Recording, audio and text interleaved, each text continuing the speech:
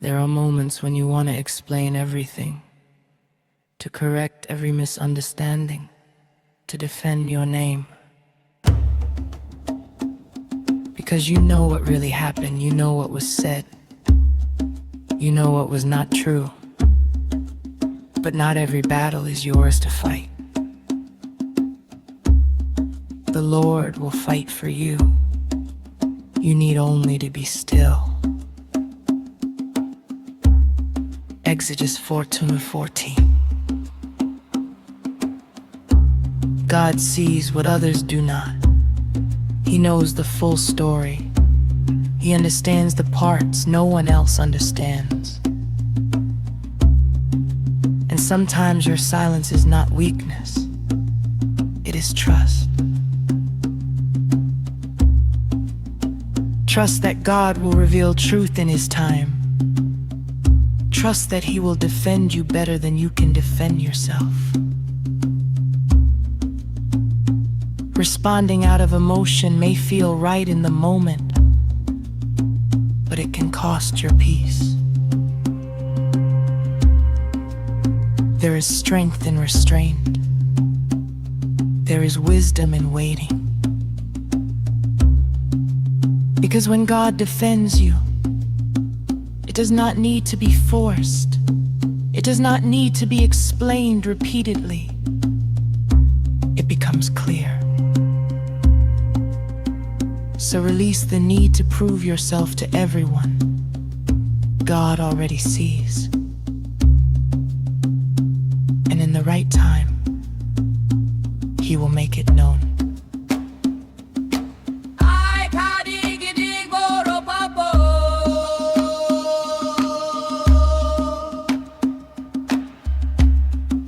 Don't be a spiritual zombie.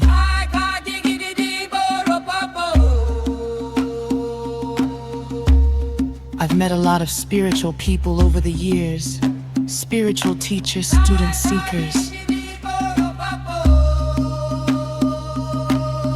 They seem very calm, very present. And yet, something important feels missing. It's like they've lost their aliveness, their edge, their humor, their awkwardness, their spontaneity, their passion. All the rough edges have been smoothed out. It's like they have no personality, no individuality. Instead, there's just a kind of careful, polite, slightly absent neutrality. They call it peace. They call it enlightenment. They call it non-judgmental deep listen. They call it no self. I don't buy it. Somewhere along the way, spirituality gets deeply misunderstood. We hear the ego is false, the persona is a mask, judgments are wrong, opinions are unspiritual, nothing is good or bad. Just rest in awareness. Just listen. Just receive. Just be. Just live in the stillness. Beautiful ideas, of course, life-changing, some of them. But taken too literally, they can start to drain the life out of you. This is the shadow side of spirituality. People begin to edit themselves, smooth themselves out, hide anything that feels too much, too sharp, too human, too raw, too bold, too imperfect. And slowly, something vital disappears. They show their awkwardness, their honesty, and most of all, their vulnerability. What's left can look very peaceful, but it often feels frozen, numb, deadening. I've met too many spiritual zombies. Hell, I used to be one of them. Soft voice, careful words, no opinions, no risk, no real contact, no life. most deeply alive, grounded, genuinely happy people I know are full of personality. They laugh, they mess up, they have opinions. They show their vulnerability. They feel things fully. They haven't disappeared. They've come alive. Yes, parts of the personality fall away. The fake, the defensive, the performative, the unconscious, the inauthentic, the blindly conditioned. But not all of it. That's the crucial part. Not all of the healthy, alive personality remains.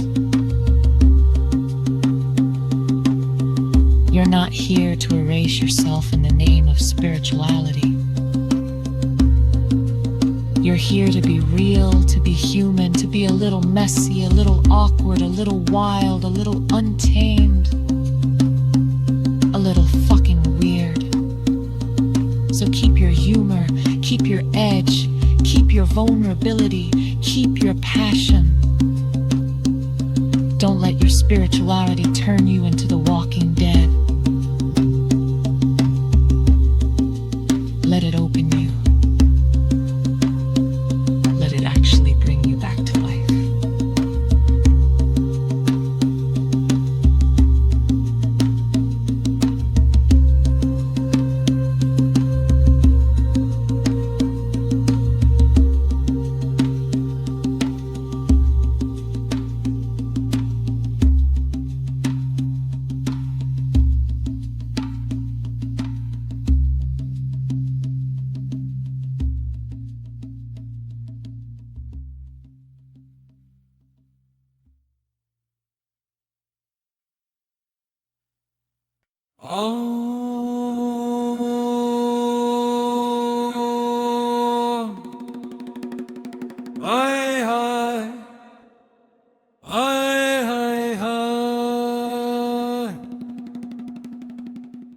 Yunjakspara jaire jama, iksunja jaire jama, ikseja jaire jama, ikseja jaire jama.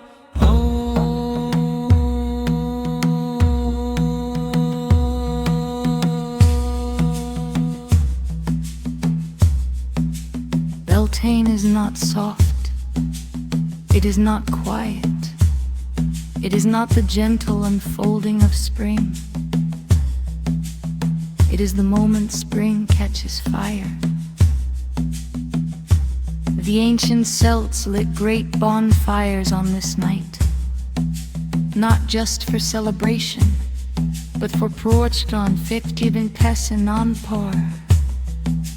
Cattle were driven between the flames, couples leapt the fire. Desires were spoken out loud to the night sky. Because Beltane is not about wishing, it is about claiming. This is the threshold between worlds, where the veil is thin, where the body awakens, where life force energy rises like heat under your skin. This is Shakti in motion. This is the wild feminine unbound.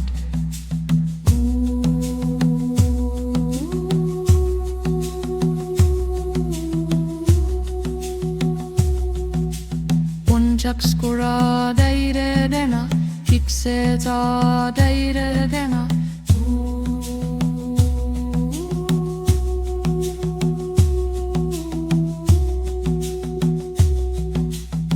Whole surge of energy you can't quite explain.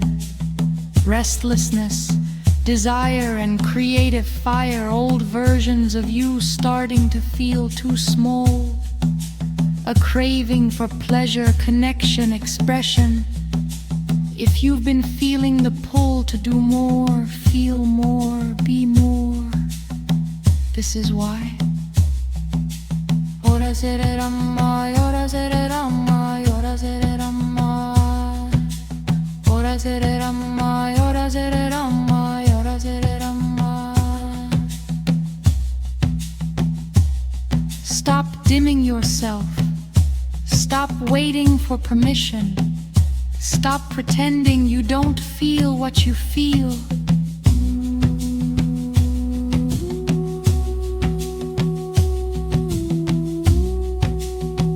Light a candle or a fire if you can. Move your body, dance, sway, feel yourself. Speak your desires out loud. Call back the parts of you that have been quieted. Let yourself be a woman who wants things.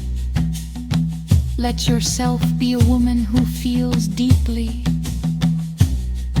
Let yourself be a woman who burns.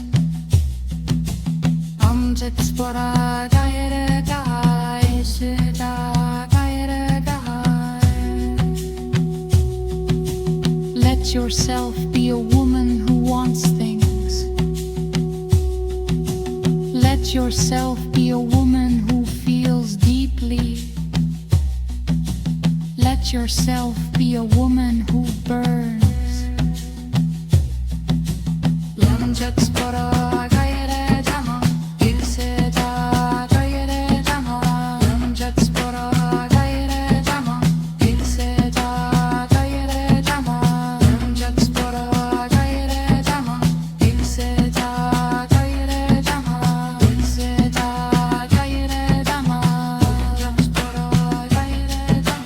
You were never meant to be tame. You were never meant to be tame.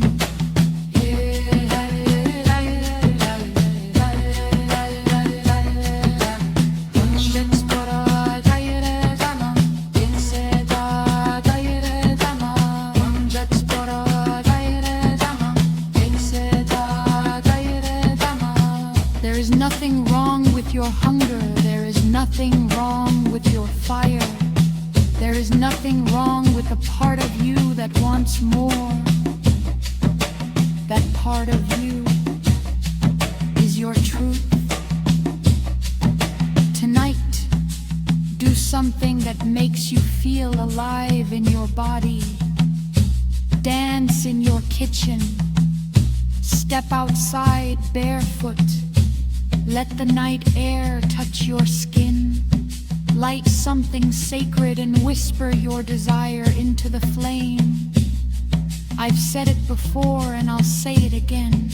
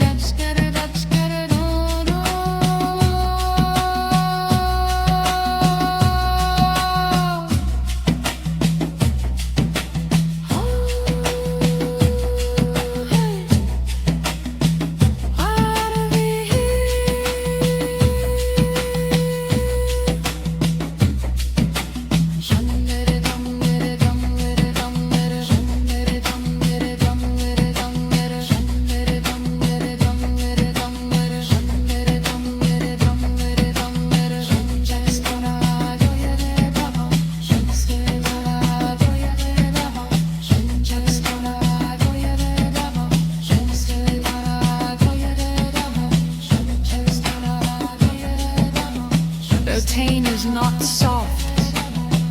It is not climate. It is not the gentle unfolding of spring. It is the moment spring catches fire.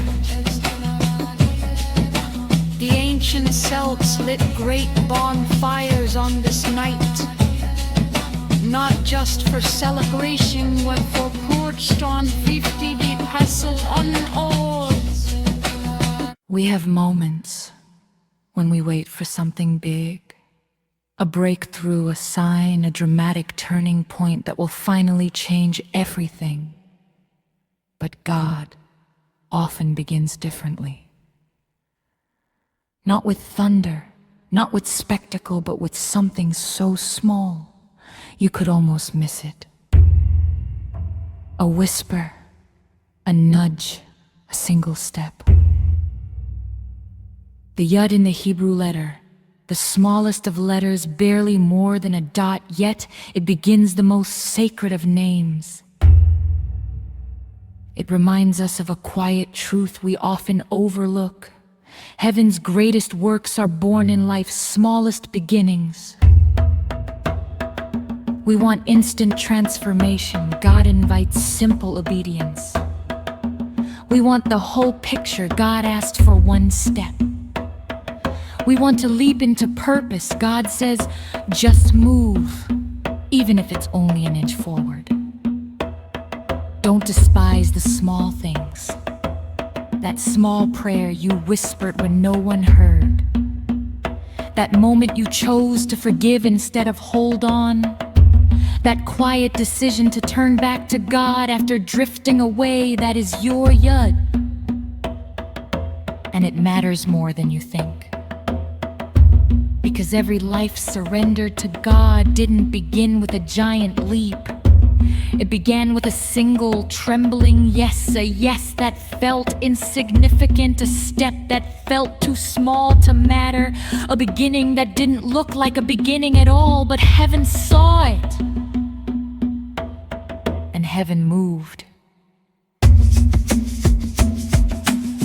If you feel stuck, overwhelmed, or too far from where you're meant to be, don't try to fix everything at once. Just take the yud. One prayer, one act of surrender, one step back toward Him, because when placed in God's hands, even the smallest step becomes sacred ground. And that tiny beginning, it may be the very thing that rewrites your entire story down.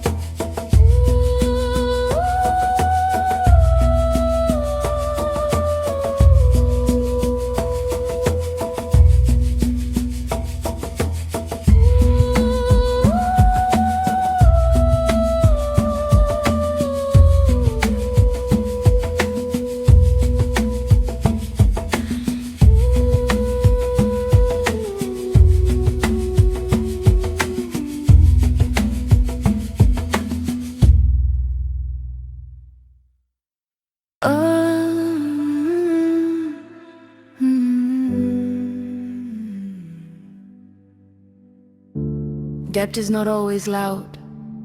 Sometimes it feels normal, manageable, even necessary. But over time, it can quietly take control.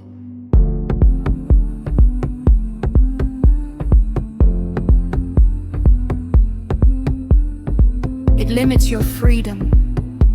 It adds pressure to your decisions. It turns provision into obligation. The borrower is slave to the lender. Proverbs 22:7. This is not just about money. It is about stewardship. God provides, but He also calls us to manage wisely. Every choice you make financially is shaping your future. Quick comfort today. can become heavy responsibility tomorrow. Discipline may feel hard now, but it protects your peace later. Learn to live within what you have. Learn to wait when needed. Learn to say no to what will cost you your freedom.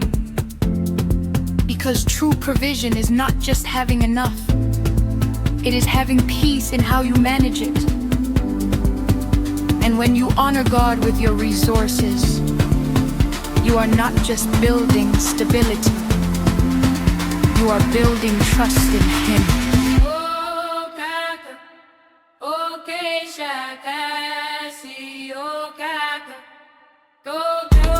Be mindful of people who create the storm and then play the victimette. It's a pattern that pulls you into unnecessary drama and drains your energy. Instead of trying to fix or explain, step back and observe. You don't have to participate in every situation. Protect your peace, set clear boundaries, and choose distance over confusion. Not every problem is yours to solve.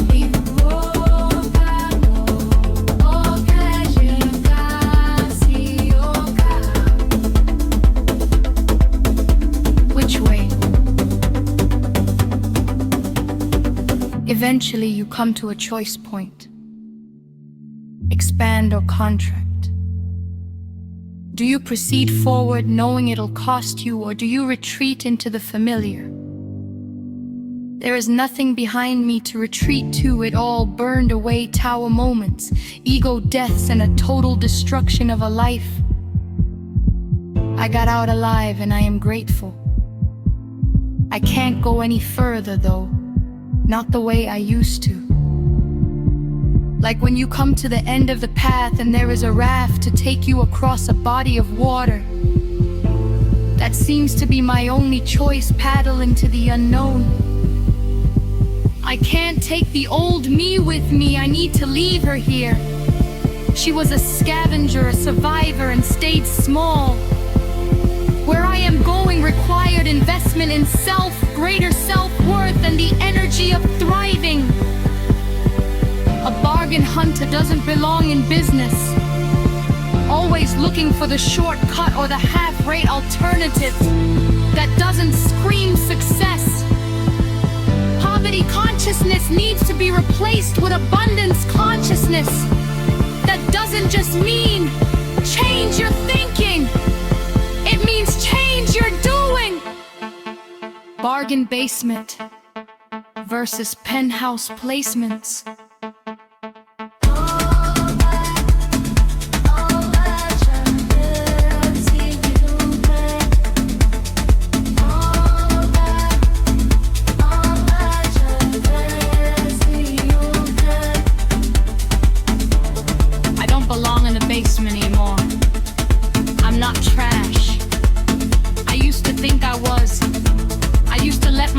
Be treated as such.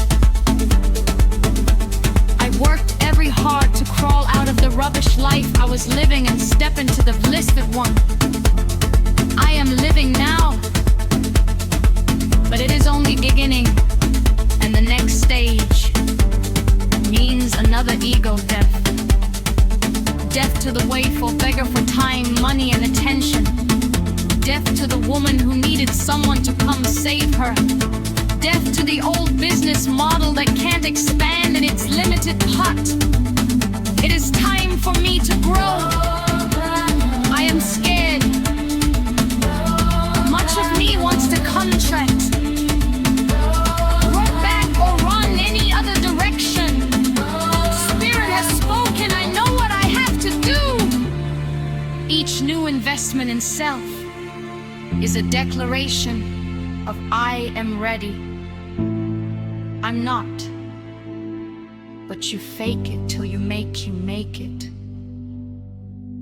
The new normal isn't normal until it isn't new anymore. I am choosing expansion.